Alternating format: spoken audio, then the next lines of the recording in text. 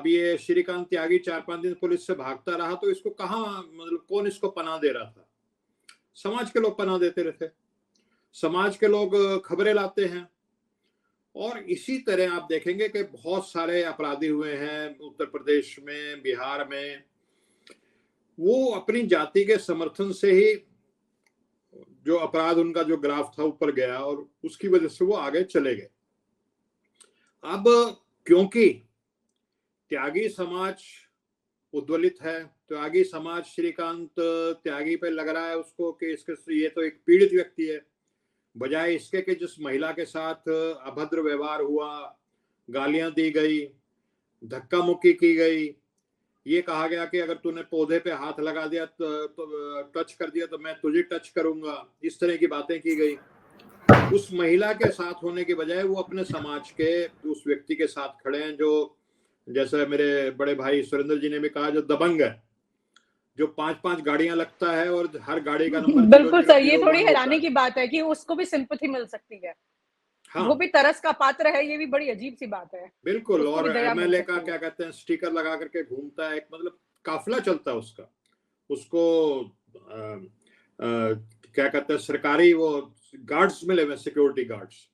और वो कोई ये नहीं कि ये पहला अपराध है। चलिए अगर ये पहला अपराध होता तो आप सोचते हुए ठीक है, उसको इस तरह उसका रुतबा था।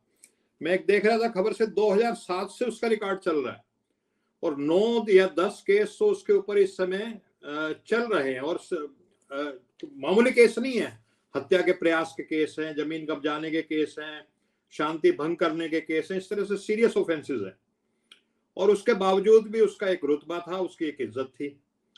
चूंकि ये केस आने में और पब्लिक में रिएक्शन हो गया, प्रतिक्रिया आ गई, और प्रतिक्रिया इतनी आ गई कि वहां का जो नोएडा का डॉक्टर साहब हैं हमारे, डॉक्टर महेश शर्मा, बड़े शरीफ आदमी है, तो उनको लगा कि भाई ये तो बहुत गलत हो रहा है। और वो खुल्लम खुल्ला पब्लिकली उन्होंने ये कहा, ये तो हमारी सरकार में हम क्या जवाब देंगे। वो वीडियो भी वायरल हो गया। और पहले अगर विक्टिम जो है इस प्रकरण के अगर देखा जाए तो मेरी नजर में डॉक्टर महेश शर्मा है, क्योंकि उनका नाम ऑलमोस्ट उत्तर प्रदेश के प्रदेश अध्यक्ष भारतीय जनता पार्टी का बनने का लगभग ऐसा सुनने में आता था कि फाइनल हो चुका है। लेकिन इस प्रकरण की वजह से वो कंट्रोवर्शियल हो गए और एक समाज जो था उनके बिल्कुल खिलाफ हो गया। और अब उत्तर प्रदेश का डिक्लेयर कर दिया गया अध्यक्ष, तो उसमें उनका नाम नहीं चला क्योंकि कंट्रोवर्शियल हो गए। तो जातियों का गणित ऐसा होता है। अब भारतीय किसान यूनियन है, अपेरेंटली तो वो किसानों के मुद्दों को लेकर के संघर्ष करती है, उसका क्या लेना देना श्रीकांत त्यागी से? या श्रीकांत त्यागी ने कोई किसानों के मुद्दों में बहुत जबरदस्त समर्थन किया हो, को अनशन किया हो, को धरना किया हो, प्रदर्शन किया हो, या वो लड़ाई लड़ी हो उसने किसानों के मुद्दे, चलो ये हमारा नेता है, किसान यूनियन का नेता है, ऐसा भी कुछ नहीं है। लेकिन भारतीय किसान यूनियन को भी त्यागी समाज, क्योंकि पश्चिमी उत्तर प्रदेश में एक बहुत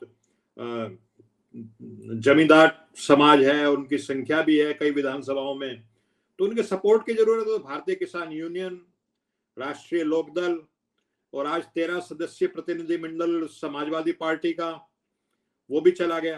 क्योंकि एक इससे पहले एक जैसे महेश डॉक्टर साहब शर्मा जी जो है वो विक्टिम में, ऐसे कोई समाजवादी पार्टी का कोई प्रवक्ता सुनील साजन, उन्होंने कुछ बयान दे दिया था तो त्यागी समाज उनके भी खिलाफ हो गया था। अच्छा, महिला के पक्ष में बयान देने में इसका मतलब ये थोड़े कि आप त्यागी समाज के खिलाफ बयान दे रहे हैं। तो श्रीकांत त्यागी के खिलाफ दिया गया कोई भी बयान जो है वो त्यागी समाज के खिलाफ बयान माना जा रहा है।